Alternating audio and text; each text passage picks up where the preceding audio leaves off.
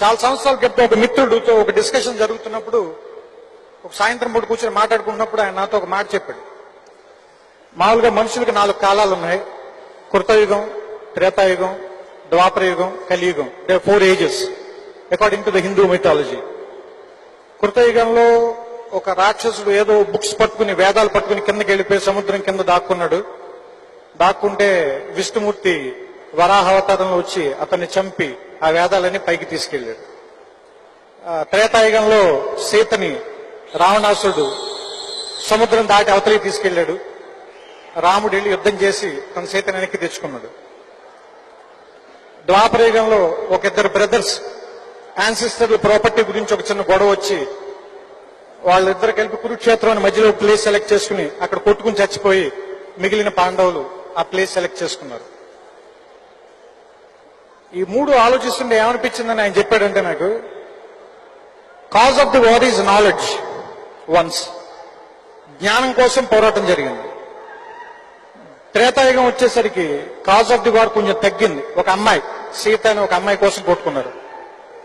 Third ద్వాపరయుగం వచ్చేసరికి cause of the war ఇంకా చీప్ అయింది. ఒక ల్యాండ్ గురించి కొట్టుకున్నారు. ఇప్పుడు కలియుగంలో కాజ్ ఆఫ్ ది వార్ ఏంటి? దేని గురించి కొట్టుకుంటాం? కలర్తో ఉన్న ఒక నోటు గురించి కొట్టుకుంటాం. దాన్ని కొంతమంది రూపాయి అంటారు, కొంతమంది డాలర్ అంటారు, కొంతమంది రెన్మిన్బే అంటారు. సో అలాగే వార్ జరిగే ప్లేస్ ఒకప్పుడు ఎక్కడి నుంచో కింద సముద్రంలోకి వెళ్ళి కొట్టుకున్నారు. త్రేతాయుగం వచ్చేసరికి ఒక సముద్రం దాటితే సరిపోయింది. కలియుగం, ద్వాపరయుగం వచ్చేసరికి 2 ప్లేసెస్ కి మధ్యలోనే ఒక ప్లేస్ సెలెక్ట్ చేసి కొట్టుకున్నారు కురుక్షేత్రంలో. సో వార్ ఫీల్డ్ కూడా దగ్గర అయిపోతుంది. సో ఇప్పుడు వార్ ఫీల్డ్ ఎక్కడుంది? విత్ ఇన్ మనలోనే ఉంది. మనం ఒక తప్పు చేస్తాం, డబ్బులు సంపాదించడం కోసం, లేదా పేరు సంపాదించడం కోసం, లేదా ఇంకోటి ఏదో గెలవటం కోసం అబద్ధం చెప్తాం. తర్వాత మనమే దానికి గిల్టీగా ఫీల్ అవుతాం. మనలో మనమే సంఘర్షణ అనుభవిస్తాం, మనతో మనమే కొట్టుకుంటాం, చివరికి మనమే చచ్చిపోతాం. సో ఇప్పుడు వార్ ఫీల్డ్ దగ్గరకు వచ్చేసింది, మన లోపల దాకా వచ్చేసింది.